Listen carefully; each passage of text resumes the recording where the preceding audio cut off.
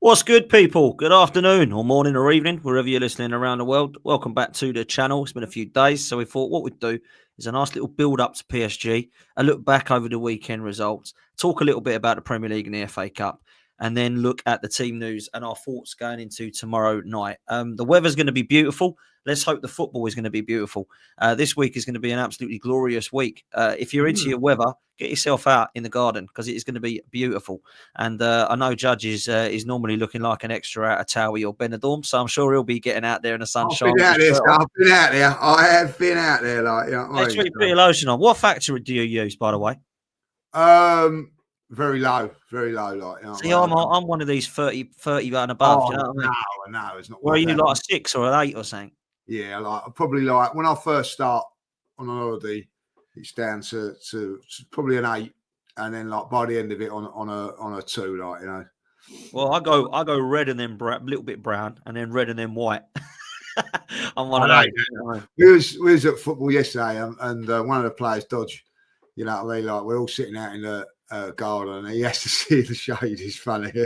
My brother-in-law Mark's the same. He has to sit in the shade. I went a bit with him yesterday. He's smothering factor 50 plus on. He's got fair skin, you know. I'm a bit fair, to be fair. I can go brown, but I've got to be careful. Do you know what I mean? I'm one of those. Your mum likes the sun, doesn't she? I know your mum. My parents are always black, mate. Yeah, they like the sun. You can tell. Yeah, they go black. They love it. They absolutely love it. They're always out in the sun. I mean, yesterday we were in the garden. They're just like getting the old sunbeds out and putting it towards the sun area and all that. They do all that. They love it. So yeah. I love it. Absolutely love it. But there are people, aren't they, that can't stand it. You know what I mean? Yeah. So, yeah. I've got a friend of mine. He loves the winter, mate. He absolutely hates the summer. It's bizarre. I'm the other way around. But I love it. Sunglasses on. You know what I mean? Like, I got to get the suns on, enjoy it. It's brilliant, mate. That's what I'll be doing tomorrow. I'm going to go down there quite early tomorrow. Get some chats with the lads and build up to it and build up to the game, which we are going to talk about it. But before we do that, judges, we'll talk a little bit about the weekend just gone. Let's start with the Premier League. We have to hold our hands up, and we have to. It's not nice, but we have to say fair play to Liverpool. Tottenham did their very best to make a game of it. They got absolutely whooped, as I expected them to. But I must say, Liverpool this season have just been too good. I want to ask you this because we've just been discussing it on the channel. Jose Mourinho, back-to-back when he first came to England. Antonio Conte won it with Chelsea when he first came to England. Carlo Ancelotti did a double when he first came to England.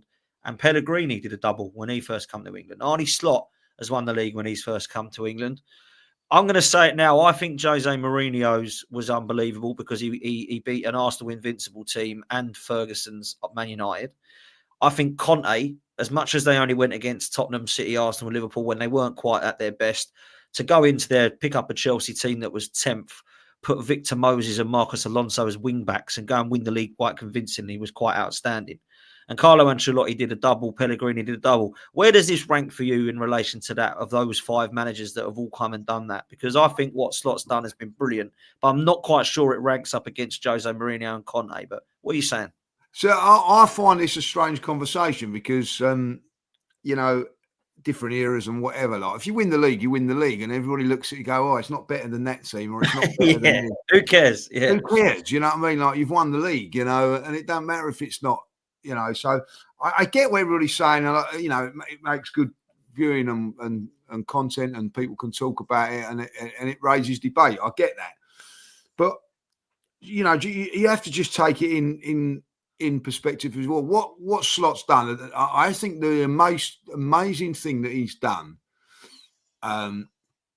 is he's come in and he's not gone, "Oh, this is Klopp's team and this is everything else." No one says, "Oh, this is Klopp's team." He's just tinkered with it a little bit, and his ego, I think, has been. A lot of managers' ego, would I say, would go, I've got to make 4 or 5 changes. I've got to get rid of somebody. Or do you know what I'm saying? Like, I've been in dressing rooms when I go, I've got to get rid of somebody to make my point, or make it that I'm the guy. The guy. I don't think he's done any of that, and I think you have to admire that. That's what I admire about him as much as anything. Like, have they been the best team to win the Premier League? No. Have they? But there's been probably they've had better teams come runners up. If I'll be honest, you know, when they went nearly the whole season unbeaten on whatever, and Yeah. you know, got nearly 100 points and still lost the league. Doesn't They matter. are, though. I will say this, that so I agree with you. I don't think when you look at this Liverpool team, you'll think, wow, that's up there with one of the greats. However, when you look at the points statistically in the league, they're better off now than both Man City and Arsenal were in the last 2 years. That is pretty impressive. But very impressive. 2 defeats all season. I think that I don't think that this team has gone up against a better Arsenal and Man City over the last couple of years. They both have been poor this season, if we'd be really honest about it. But that's not Liverpool's fault. No. Liverpool have got to still do their job. And the fact of the matter is, everybody looks at Liverpool at this moment in time, and I get that. There's a little bit of jealousy and a little bit, and we've all got that. I'm very bitter at this moment about what I'm saying. Oh, they're not great. They're not this and not that. They've still been better than everybody else. You know, like they've not thrown in the towel and had poor results and whatever. They've just ground it out and got the job done. And it's not Liverpool's fault that Arsenal are not as good as what they are or should have been. It's not their fault that Manchester City are not as good as what they've been, or Newcastle, whatever.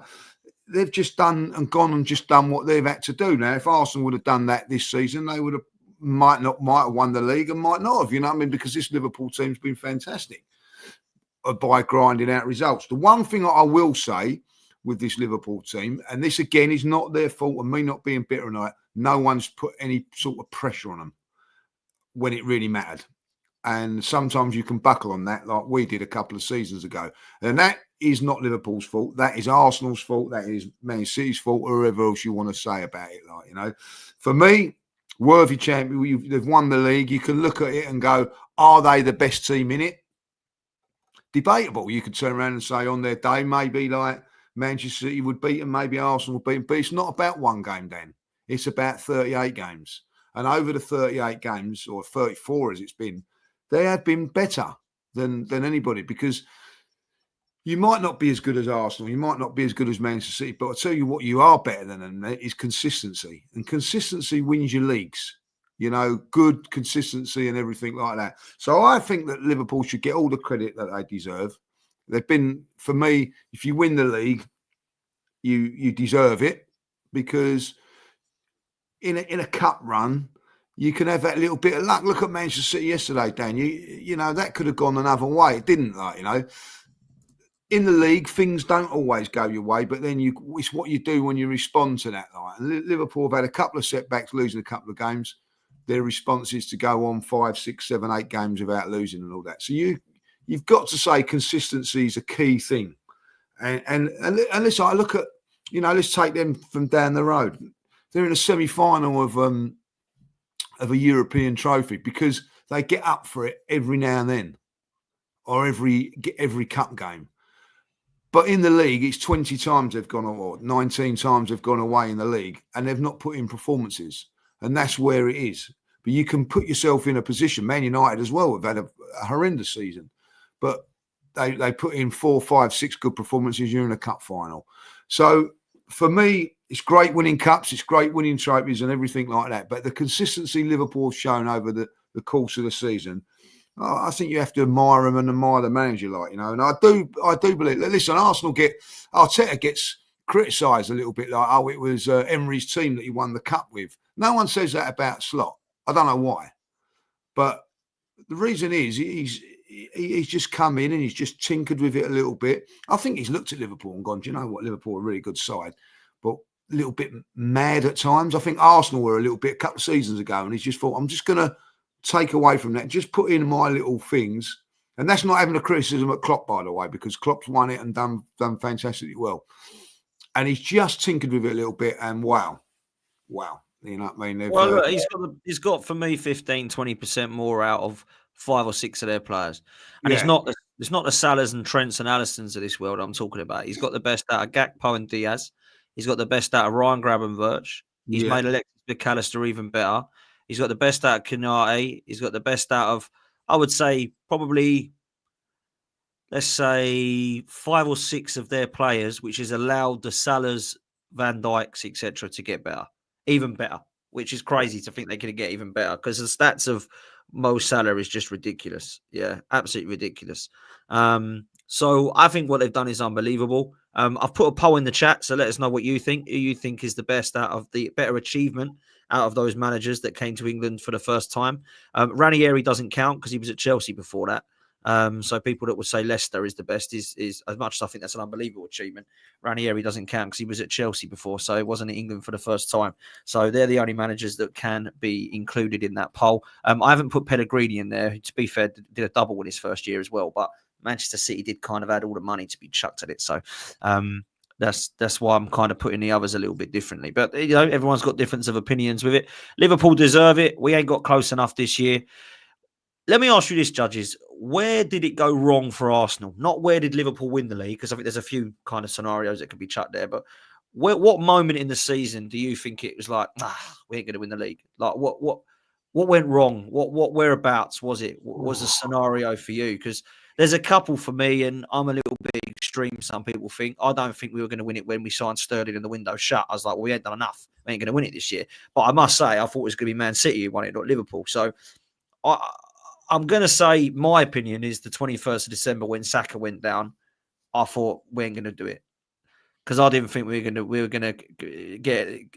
I thought he got us out of so much trouble previously in the first part of the season, Saka, with goals and assists. And when he went down, I thought, I don't think we're doing it. I don't think we're doing it this year. But I thought then maybe January we could have been saved, but we weren't again. So that's another part where you could say that's where Arsenal lost the league. But I think that Saka injury absolutely killed us, mate, if I'm honest. I'm not with you on the transfer window. I felt that on the back of last season, I felt that we had enough. Probably the club might have done as well. Obviously, like hindsight's a wonderful thing. We lost those players and all that. I didn't think when we won 5-1, everybody was celebrating 5-1. Do you remember we won 5-1 at Palace that day? And people were going to me, why are you not happy? I said, that's it. That our season's done now. I remember coming home from Crystal Palace. And like people are going, oh, what are you moaning about? Like I said, now, it wasn't a great day for me that day because Saka got injured. I got my phone bleeding nicked. I remember that. Yeah. So, but I remember coming home and going, as good as performance as it was and whatever, that's our season gone.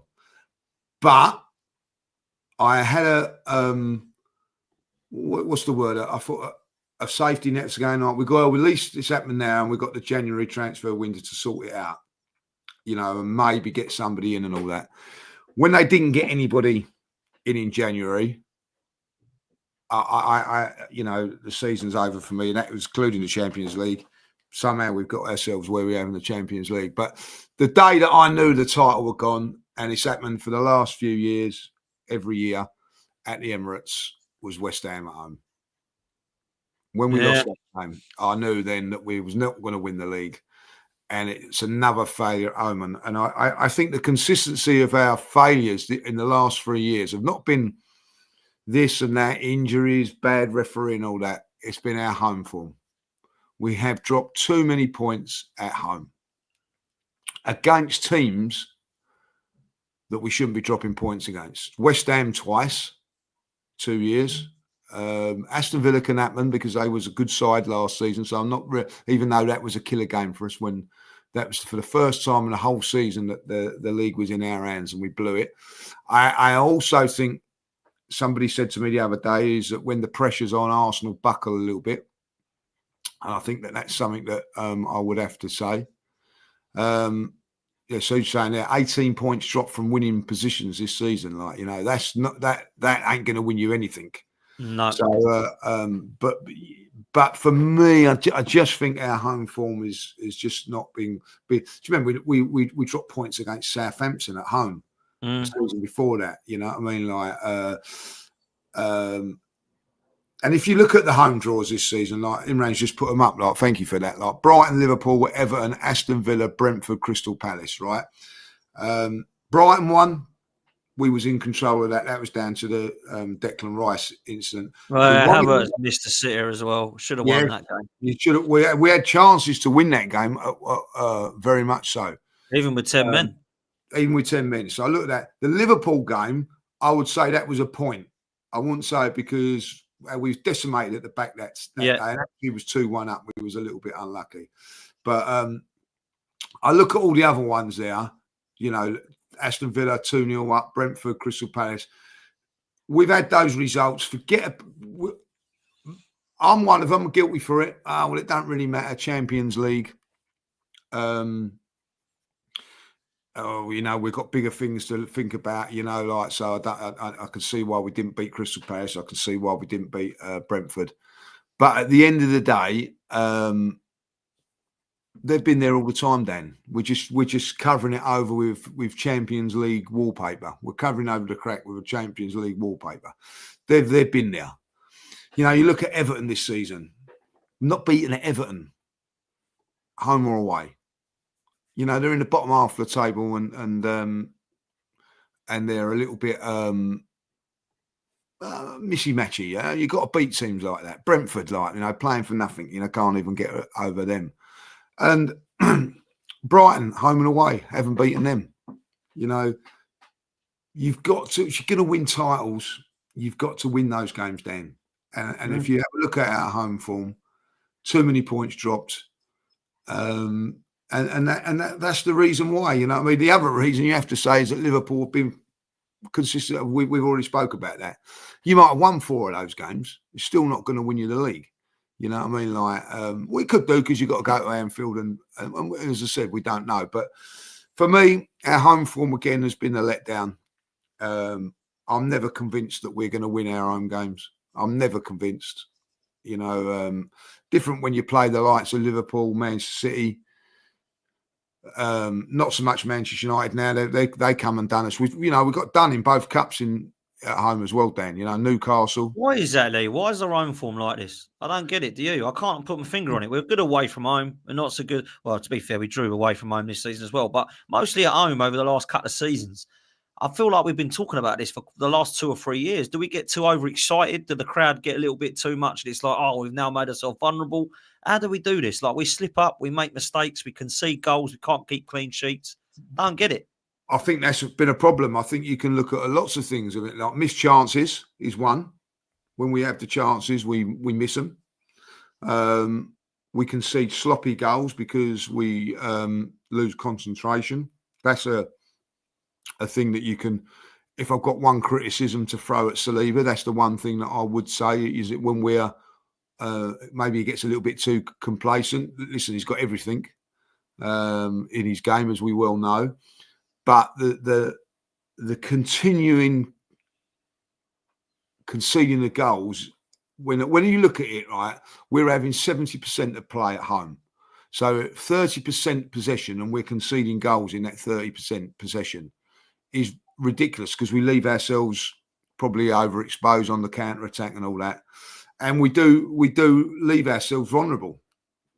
And I also think that when teams do that low block, it's difficult. And I think that there is a problem at home, and that's something that we've got to get our way into sorting out. We don't have that problem when we play the big teams, Dan. We might concede against them, but they're going, and they're giving us a game. Now, Man United over the last 5 seasons have come and give it a go against us, and we've beaten them every time. The times that they haven't, that caused us problems. That caused us problems in the league this season, and then they go and beat us with 10 men, don't forget, in the FA Cup. Newcastle in the semi-final. This is our second semi-final of the season now. Our first attempt at the semi-final was abysmal in the League Cup. If that's the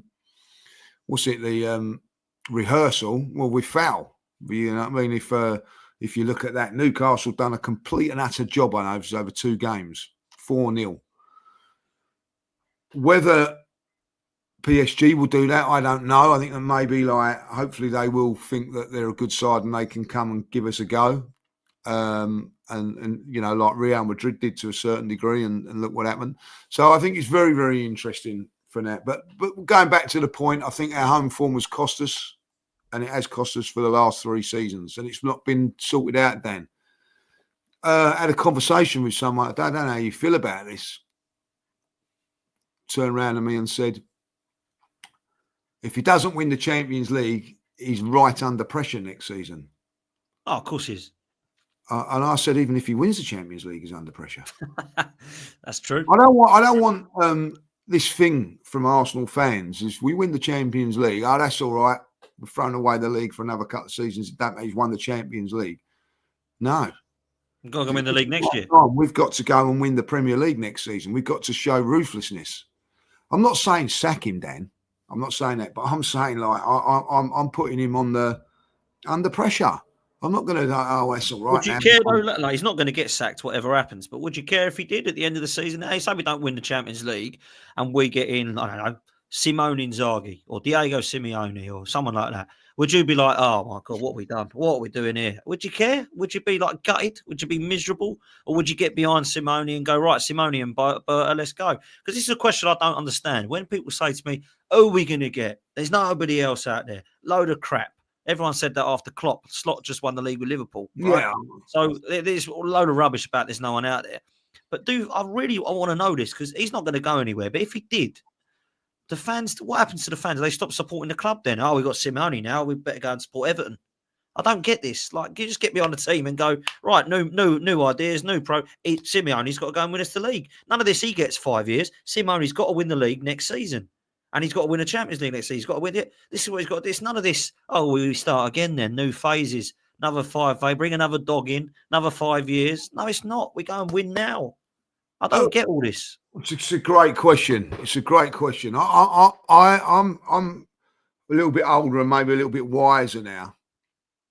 That I don't get as attached to the players and the manager as I have done in the past.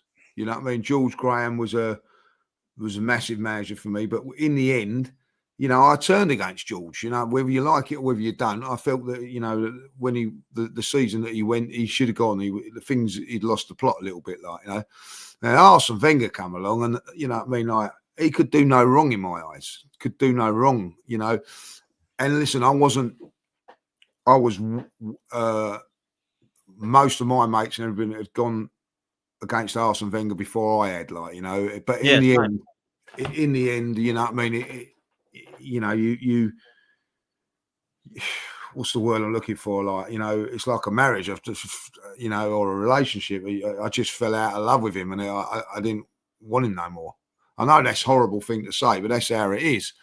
With Arteta, I've not been one of these ones that's I made a conscious decision that I'm not gonna, what's the word, like him or dislike him. Like, that's not the right word I'm looking for. I'm not going to go all in on him. Like, do you know what I'm saying? Like, so like, I'm in a position where he has got to do his job properly, and I love him for doing his job. Same as the players now. Like, you know, I had worship is a good word. Yeah, I'm not going to worship Mikel Arteta like I did George Graham and Arsene Wenger at one stage. Where to the point, Dan, where Arsene Wenger and George Graham couldn't do nothing wrong in my eyes. So I'm not going to go down that route. With players, I've had special relationships, not relationships personal, but as a player with certain players. And when they've left, I was devastated. I remember, you know, this is a conversation that I had with my brother going back years ago when Paul Merson left. I said, I'm not going to the Arsenal no more. That's it. I'm finished. I hated it. Yeah, I hated it when he went. I was absolutely gutted about it, like, you know. And then they brought in Petit over Mars and started winning, and I was going, and my brother turned around and said, I thought you weren't going no more. I had that a couple of days ago. I was just talking. Someone asked me about how long I've been supporting Arsenal and stuff, and they said about Wenger, and I said I bloody hated him. I said he got rid of my 2 favourite players, Paul Merson and Ian Wright. I said I hated him when he came in, and he goes, "I'm getting this Nicholas Anelka. I hated Anelka when he come in." I was like, "How do you? I don't want that blood. He was bloody good, by the way. I don't want him. He's taking over Ian Wright. I don't want him." And I'm like, "Hang on a minute. Yeah, we needed him. You know what I mean?" So it's how football changes, and this is what I'm saying. When Arteta does go, whether it's in 10 months' time, 10 years' time, or 100 years' time, what's happening then with this? The fan base seems so smitten with him. I don't understand what's going to happen to that. Are we going to have a funeral? What's happening here? Like, it is very odd. I do not understand it. It's incredible, Dan. I can tell you this now. It's funny you should say about Arsenal. I hated George Graham when he first came. Really?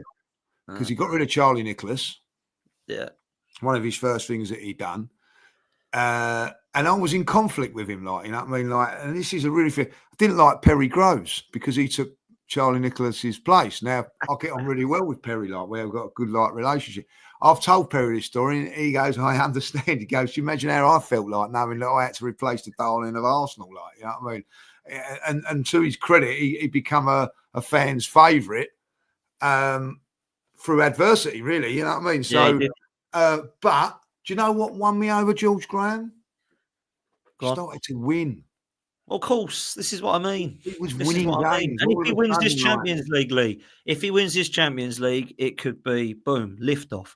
And that's what I'm hoping. And you know, people have come at me about Mikel, and I've definitely said things about him that have been critical. I've definitely given him praise for challenging, but my question mark is just one thing. It's so simple now when people say to me, "What's your thoughts on Arteta?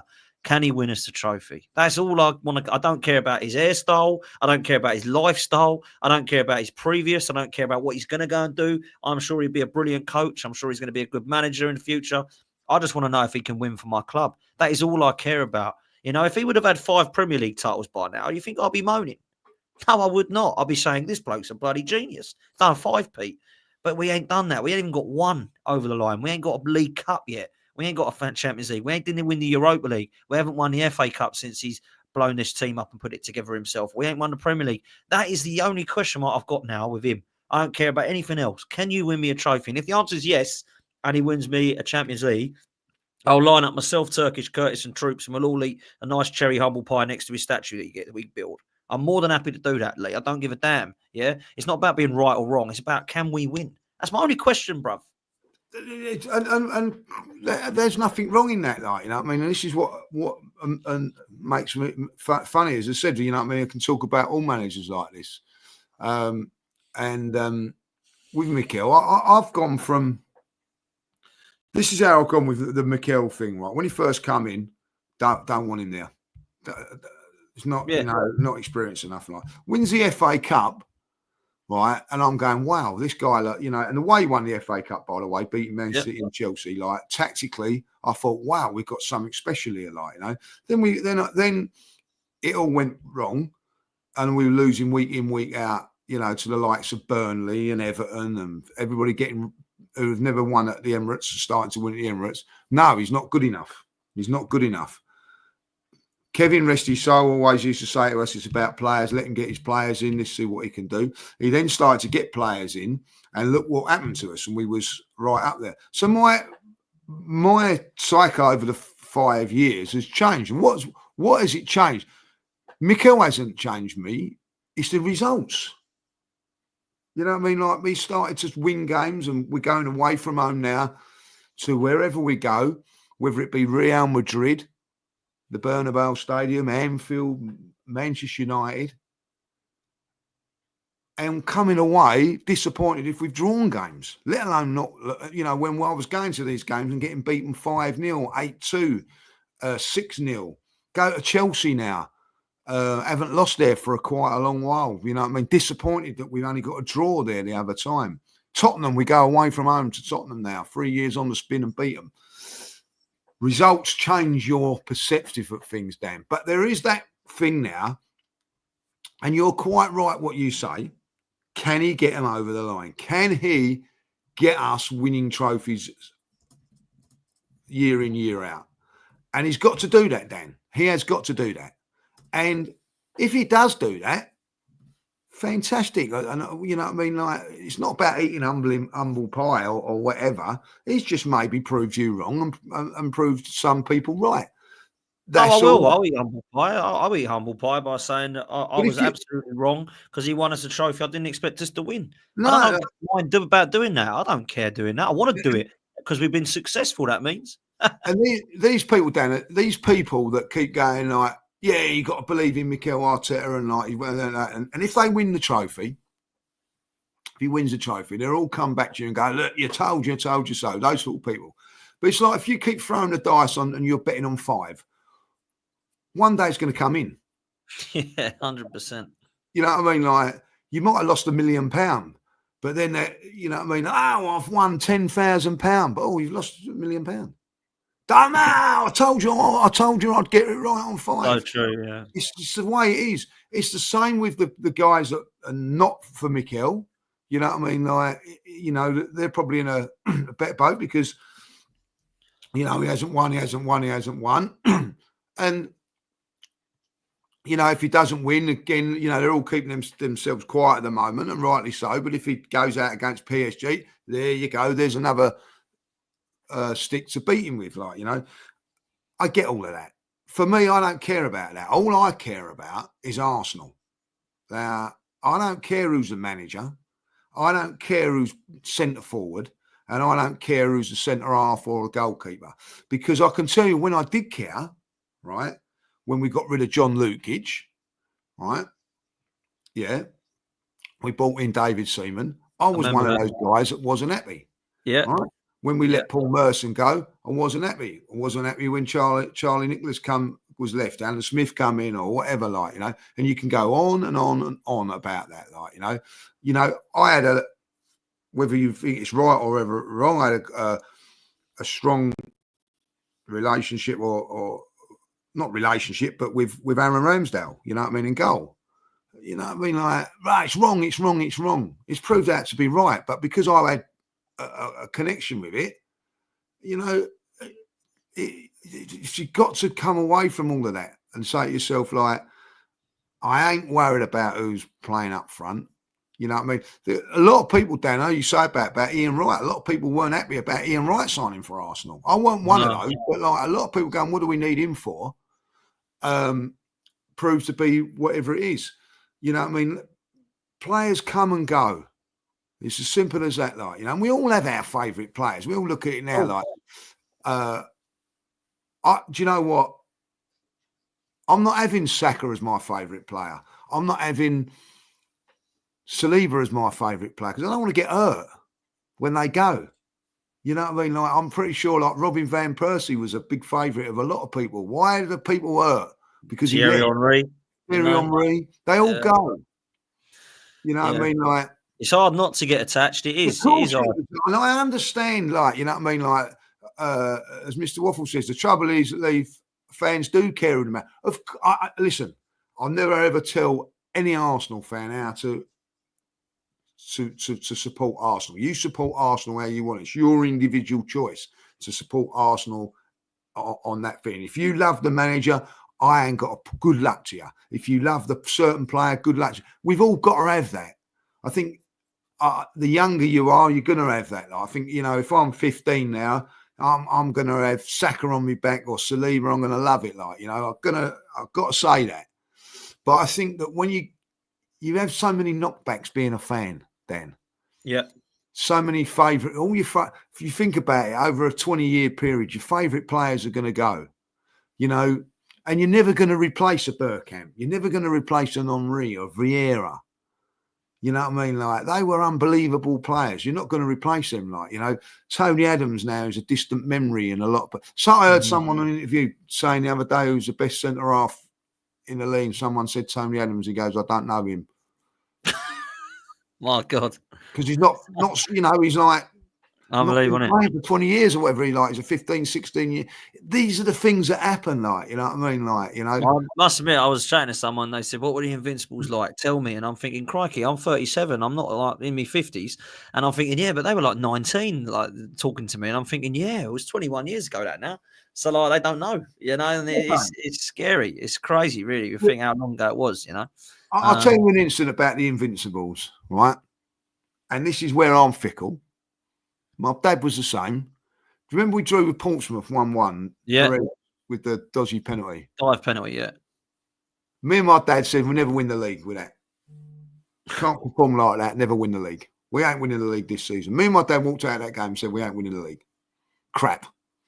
Can't beat Portsmouth at home. Dodgy penalty got us to go. This team ain't good enough to go on and win the league. There you go. Right? Because we're judging it from that one game, you know what I mean? It's mad. Yeah, I mean, if you'd have said to me and my dad, you'd have come up and said, what are you on about, judges? we're gonna go invincible like this. Laughed your head off at it, like, you know what I mean? You don't what's you on about. You know, I remember my first pint, you idiot. You know what I mean? Like, but that's how it is, and football can be so. You don't know what's going to happen. We do not know what's going to happen tomorrow. We've got a feeling, we've got a hope. Well, none of us know what's going to happen tomorrow, Dan. We don't know. That's the beauty of football. You know what I mean? Like, there's 4 teams in the Champions League now, are all thinking exactly the same as us. We've got a chance. We can win this. We can win this. Yeah, absolutely. Well, look, and I said to the guys, I think 25% of me says that all 4 can win it. And I know people will laugh at that, but I actually do give all of them the same amount of chance. I just think it is that close in this Champions League. Big up to the bare minimal, guys. This is a PSG fan coming in peace. You're more than welcome here, mate. The match on Tuesday will be a very intense match. Many goals from both sides. Let's look towards that then, shall we? Because it's going to be a very interesting night tomorrow. Before we do, Dan, just before we do that. Yeah, go on. Big up to the women.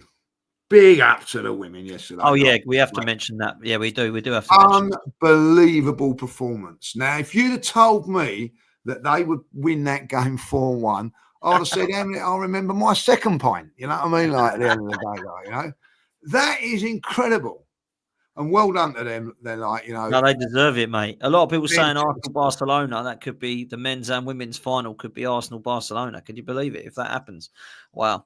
Let's get to the final first. No, they deserve big up to them. Unbelievable, to be fair. And I never had that. I mean, Chelsea got absolutely battered, by the way. Yeah, they got battered. Big time battered. And Arsenal have done it. So, incredible. And I hope they go and win it. I really do. That'd be brilliant, wouldn't it? Both of us winning that. Could you imagine Arsenal men's and women's both win that title? Oh my God, that'd be a double parade, surely. Like, well, I hope so. It should be. Absolutely should be. That's got to be. But mate, tomorrow night's going to be mad. We need a performance that we had against Real Madrid, and we need to be a kind of 2-0, or 3-0 would be unbelievable, but at least 2-0 first leg win.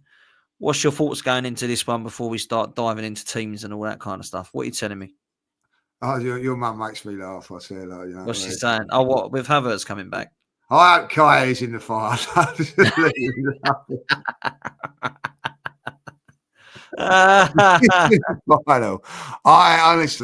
going to have to ring your mum up if the seams comes out and he's in the fire. I'm going to ring your mum.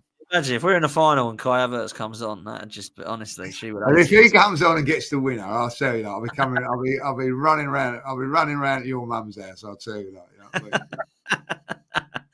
I never known her rate such a player. She hates it. She was never a fan of Arshavin. She was never a fan of Ozil. Thought they were like sort of lazy and sort of didn't give their all. But I've never seen her like this with any other player. Kai Havertz, she's just not having it. Fan. She's just not having it. He could score hat tricks. Can you promise me if you have a kid? Could you promise me you name it? Call it Kai. And it'll be born on the 29th. You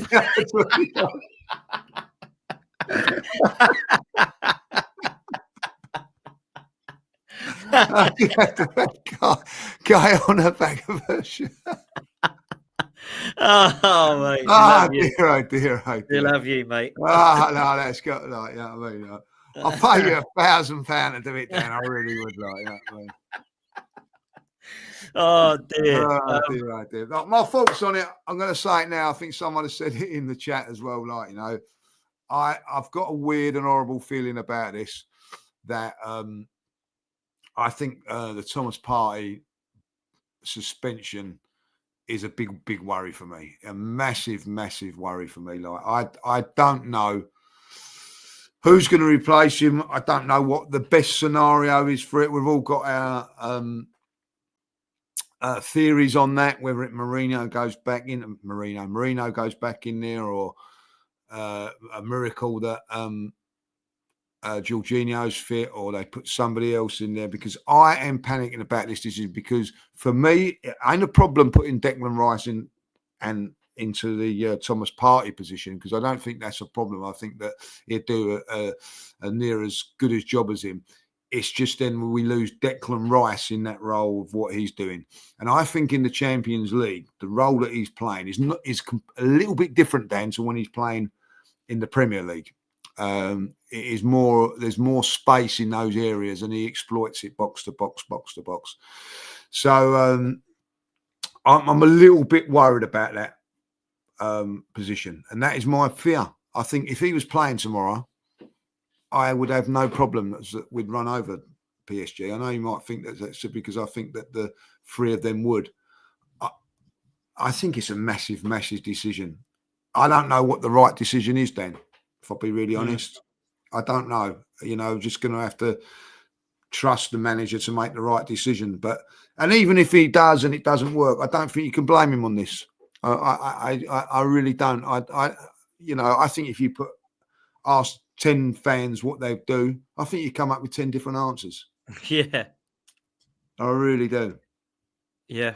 No, it's going to be tough to go up with what he's doing team news wise. I think, if I'm honest with you, Thomas Partey is probably one of the worst players that could be out of this. Now, a lot of people will say he's not the most important player, but I think he's been our best midfielder, and people will look at Rice and say it's been phenomenal and that he's brilliant. And yeah, he was against Real Madrid. But if I'm honest, I don't think that Rice has the games he has without Thomas Partey there to do what he's needed to do. So this one's going to be massively, massively important for what he does here. Now, there's a couple of options, of course, how we can get away with this Partey injury. I think what he probably will go with, I don't know what your thoughts are here, but I'll show you what I think he's going to go with, what I think the team is going to be with what I've put together. I think this is probably going to be what he goes with. Now, I know that you and Curtis and me and Turkish were all talking about this, about what he might need to do and what he should do. But I think Mourinho is going to go into midfield, Rice in the 6 and Trossard through the middle. Now, the reason I've gone with that is because that's in the last couple of games against Palace and Ipswich, what he's probably shaping up to do. Trossard's been scoring through the middle against Palace and Ipswich. Mourinho played in midfield against Ipswich and was completely rested for the Crystal Palace game. I think he wants to keep that back four together because it was so good and has been so good, to be fair, against Real Madrid and other games. What are you saying about that? Because that's what I think he'll go with. What are you telling me? Listen, I think Lil said it in the chat. This is where he earns his money. Yeah. This is where your £12 million contract a year comes in, because we've all got theories to it. I think that's what he'll go with. I think that's the team that he will go with. It wouldn't be my team, but that's what I think he'll go. And why it wouldn't be my team is because I think that we missed Mourinho up front. I do, but that's the sensiblest thing to do. I would put Lewis-Skelly in there and get the energy from there. Timber over to the left, maybe White in, or bring in Tierney. But I see that that's a gamble. It's not tried and tested, where that system and those players are tried and tested. I also think sometimes, Dan, maybe thinking out the box can help you a little bit, like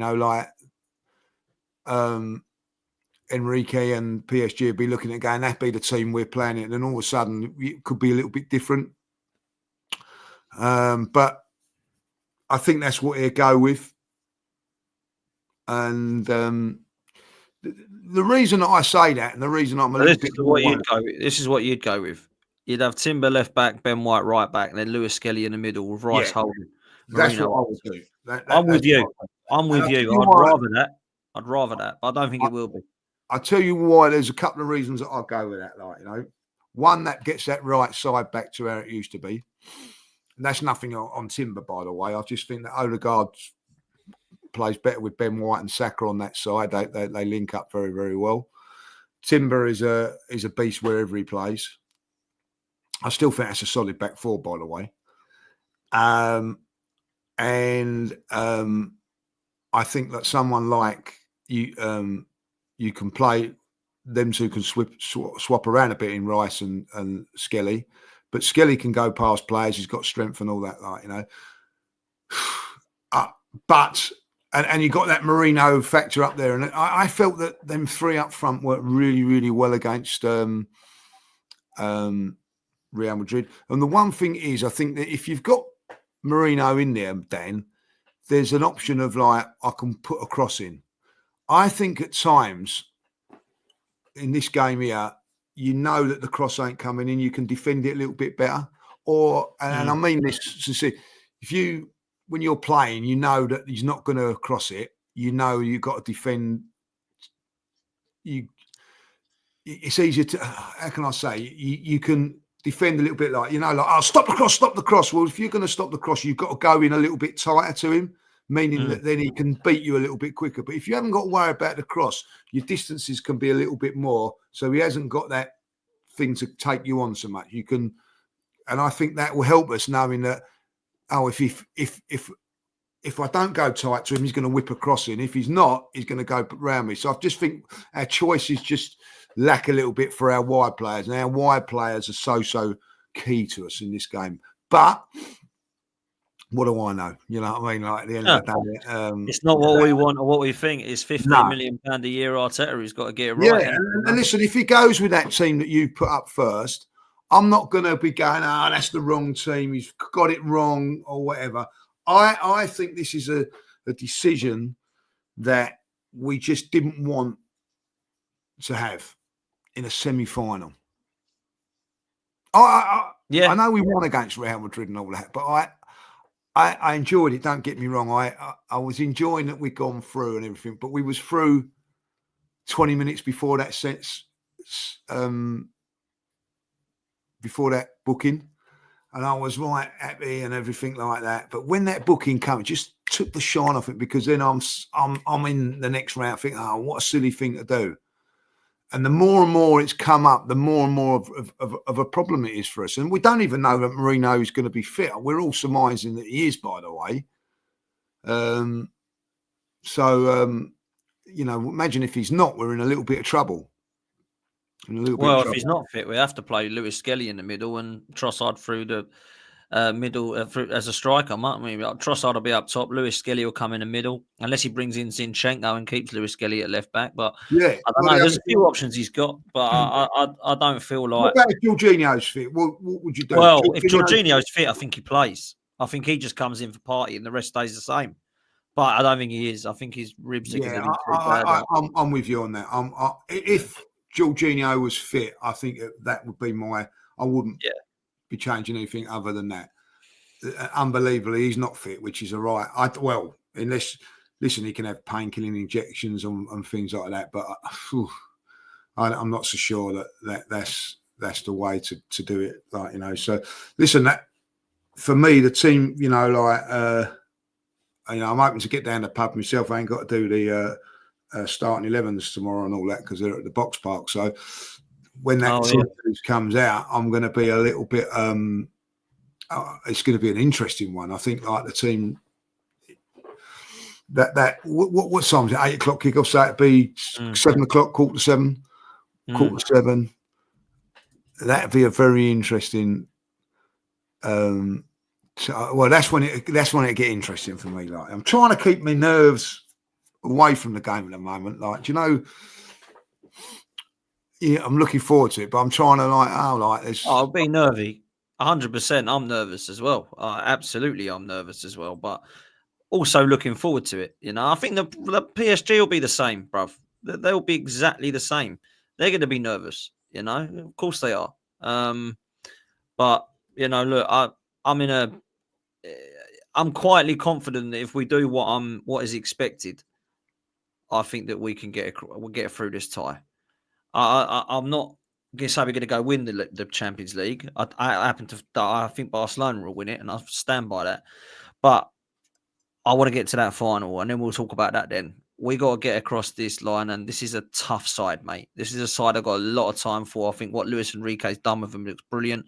I think that they're going to be very, very difficult on the break. They're going to be very, really, really scintillating.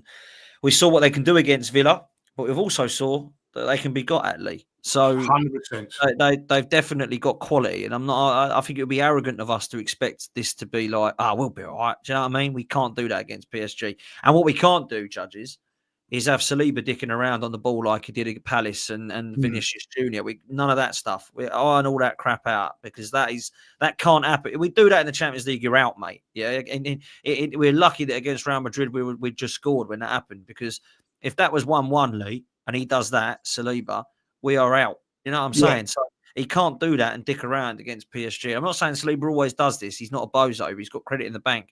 But I don't want to be seeing that's alarming when you see two mistakes like that happen so quickly to each other. You know, is he playing too much football? Is it question marks, or is he just losing his head a bit? For me, none of that stuff happens. We cannot do that, mate. So look, they're a good side, and I think they'll cause us problems. What do you think the problems will be with Real Madrid, with PSG? Sorry, where are the issues for you that you see? Because they've got a bloody good side.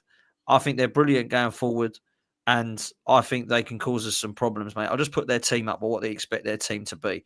And PSG fan in the chat, let me know if you think that is going to be the side that you'll put out. I reckon it probably will be, from what we're hearing. But go on, Lee.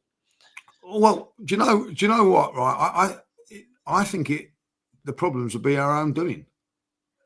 I honestly do. I think that, if I'll be really honest about it, Dan, I'm going to be really honest about it. I think if Aston Villa would have had a bit of know-how and knowledge of Champions League, I'm not saying the manager didn't, but the players, I think that they would have won that.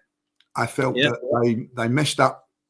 They were 2-1 down in the first leg, and they should have just said, right, we'll swallow this and take this 2-1. Instead, they were looking to get this and got caught for the third. That made it a lot more difficult. And then in the second game, when PSG come down and just sort of sat back and defend, they got destroyed. So I don't think PSG can do that. I don't think it's in their remit, and the way that they're set up and based is to, particularly in the French league, is to say, right, we're going to sit in and defend. So I think that they're going to have to come out a little bit. And when they did against Aston Villa, they got control of the game again, didn't they? And it was only one winner from then on. But I think that Arsenal got that little bit of have got the little bit of know-how, and they're not as naive as Aston Villa. And if you have a look at Aston Villa, they sort of fell into the trap against Crystal Palace in the semi-final as well, So I listen, that's a very, very good side. Their goalkeeper was magnificent against Villa. He made unbelievable saves. You know what I mean? Yeah, we've had that as well with Courtois, So that gives me more encouragement than any time. I watched the game against Real Madrid, Man City, and I thought, oh, bloody hell, Real Madrid don't give away too much and everything like that, and deserve to beat Manchester City. I looked at the game against Aston Villa and PSG. I'm not so convinced, Dan, that PSG deserved to win that. I felt that if Asensio had gone through and scored, I think Villa would have gone on and won that game. We'd be playing Aston Villa today. Conson missed a very, very good chance. So it's about taking your chances. And I think that if we take our chances tomorrow, I think we'll create chances tomorrow. And if we take them, we've got to take them. But I see vulnerability in PSG against Aston Villa. They were very, very good against Liverpool, but lost. Should never have lost, but they did. And then they come back in the centre. They actually was the better team at Anfield, I felt. So they nullified Liverpool that day. I thought that they're wide players. They did, So I've got a good feeling that we can get at this team and get it done in the first leg. And I think we have to, Dan. I think we have to. I think we're capable of getting a draw over there. So I think that any sort of win I'll be pleased with, you know what I mean? I know against Real Madrid, I said 2-0's 50-50. 3-0, I was sort of like 60-40 in our favour, you know what I mean? I think if we beat these by 2, I think that we've got 1 foot firmly in the final, because I think we can go over there and do a job. So Yeah, but that's a good, you know. Oh, I don't know. But again, I'm just going on. You know what I mean? This bloody party thing does worry me, like, you know what I mean. But Of course, yeah, it worries me. But I do feel like Rice is a brilliant six. So I don't feel like he's not as good as Partey in that position, and I appreciate that. But I do think that Rice is. It's not like, oh my god, we've got to try and ask Lewis-Skelly to hold in midfield here. This is going to be a massive risk. Rice is a quality player. It's yeah, what we do in that midfield role that we got to be looking at. And I prefer Marino as a forward. I'd rather, if I'm honest, if you had to ask me, I'd probably rather put Trossard deeper and have Marino through the middle, if I'm honest. That's another thing we could do. But not that I'm a huge fan of Trossard there, but that's how much I want Marino up top, because I think we've missed him when he hasn't played there. But I do think it'll be Trossard that goes through the middle and Marino in the middle of midfield. Look, I've got to be honest. I feel that Saka and Martinelli and Ødegaard are the three players that I'm looking at. I'm not that midfield battle's got to be won with Rice, yeah. but that's Ødegaard as well. Like Ødegaard's got to have a good game here, Lee. I'm sorry, I don't want to feel like I'm scapegoating him, but he's got to turn up here, isn't he? 100%. Listen, if Arsenal win 2-0 and Ødegaard scores both goals, it'd be no one more happy than me. Yeah, because that's what I want. I want him to be the man of the match and turn up. Do I think that he will be? I'm not sure that he's in the form that suggests that he can do that and be a player that's going to do what Declan Rice has done in the last couple of games against Real Madrid. I don't think that he's got that in his locker at this moment in time. But what he can do is have a good, steady, hard game, work hard, and do well, and make players around him become the man of the match, like, you know. But I'm with you on this, Dan. If he doesn't play well, I think we struggle. And I'm not saying that he's the key player of, you know, when people go, oh, he's not as good as Saka, he's not as good as Rice, he's not that. I'm not saying he ain't, but I think that on his day he is, but he has got to be at a level which is acceptable. I agree. I don't think his level, particularly last game, was acceptable. His levels against Real Madrid weren't magnificent, but they were good. And that's what we've got to get that level again. Like, you know, it wasn't breathtaking against Real Madrid, but he done a good job. He's got to do that in these games here. It is a worry for me because I don't think he's in the form that suggests that you can turn it on and off like a tap down. That's my personal thing with it. Like, if he can, fantastic, and he needs to. But he does need to. He does need to. I think he's a key player for us. I really do. You know, like, yeah, a key player. You're going to tell me who's going to be our match winner? It's not him, right? Key player Ødegaard, match winner Saka. There you go. Yeah, I agree with you. Super chats that have come in since we've been chatting. Suj says, come on, people, hit the like and subscribe. We've got to get to the likes. There's over 400 of you that are in here. Wow, we've not even got to 100 likes. Hit the like button and subscribe, people. Come on. Yeah, there's enough of you in here, so please hit the like button, people. Dr. Wiro says, did Mr. Lee Judges congratulate Liverpool fans in here? Yes, we did, right at the start of the stream. We said, well done to Liverpool, so you'll have to wind back. And Shane has asked, can I get a hello from the one and only Lee Judges? Shane, hello. Of course you can, no problems. I hope you're well. Legends. Before we come to a close, mate, I've got to get your prediction for tomorrow night. Wow. And it's horrible, isn't it? Because I've got to do it as well. But I am going to sit there and be quietly optimistic, but I'll let you go first, mate. I'm going to say it, like, you know what I mean? And this is what I want. 3-1 to the Arsenal. 3-0, but I'm going to say 3-1. Okay.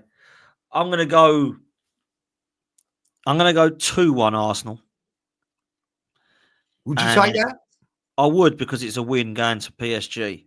I'm not saying it means we're through, but 2-0 would be unbelievable. 3-0 would be heaven. But dreamland. But I don't feel like it. I think they're going to score. They're a very good side.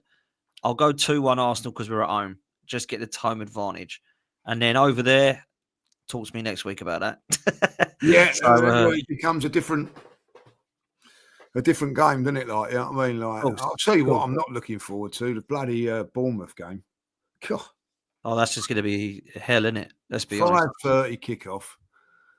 You know what I mean? Saturday 5:30. No one cares about it, do they? I mean, Palace was hard enough. If it was a 3 o'clock kickoff, I could get my head around it a little bit. But 5:30, I don't like that game anyway. Like at 5:30, do you? It's just like I hate it, mate. I hate 12:30 and 5:30 Saturdays are the worst for me. I can't stand them. I 3 o'clock Saturdays are brilliant, and I don't mind 4:30 on a Sunday because you can have the whole day on Sunday having a drink and a laugh. But anything that messes it, and 5:30 is just. I mean, it's not terrible, but it's. I prefer. You know what I mean? 12:30 is all right if you win. Yeah, it's just the build up in it. I like the build up and stuff. You just like the 5:30 one is just like so. Time you finish the game's 6:30, 7:00. Time you get home 8:30, 9 o'clock. You don't really want to go out, do you? Like, you know what I mean? Like, it's just, it's not. It's not. And I always think that with the 5:30, a lot of people have to shoot off because they've got something on that night or whatever. I don't know. I just don't like it. You know what I mean? So no, I agree. I agree with you. Listen, I hope that we're both right because in a way it means we both won the first leg, which is, let's be real, what we want. I mean, there's a lot of Arsenal fans saying we've got to win by 3 goals. We don't have to win 3-0 to go through or 4-0 to go through. We might have to in the second leg, and let's hope not. But right now it's the first leg, it's 0-0, and it is only 90 minutes and a half time. But I would love to be winning that game. The bare minimal guy says he's comfortable knowing that the second leg is in Paris, and trust me, that is not a very easy place to go.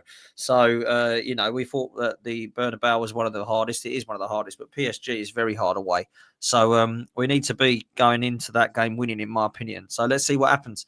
But listen, people, make sure you hit the like button, make sure you hit subscribe, make sure that you're following Lee Judges on all socials, and you're following myself, Dan Arsenal 87 on all socials, and Football's 12th Man. Back later with a show, and Lee, I'll let you say goodbye to everyone, mate. Yeah, listen, enjoy the sun. But if you like Dan, get some sun cream on, enjoy it. And then tomorrow we go, yes, Jay, the Rocket tonight, 7 o'clock, one frame away from getting into the quarterfinals. We'll have some of that. But most importantly, have a good day out in the sun, and let's have some fun tomorrow. Come on, you Gunners!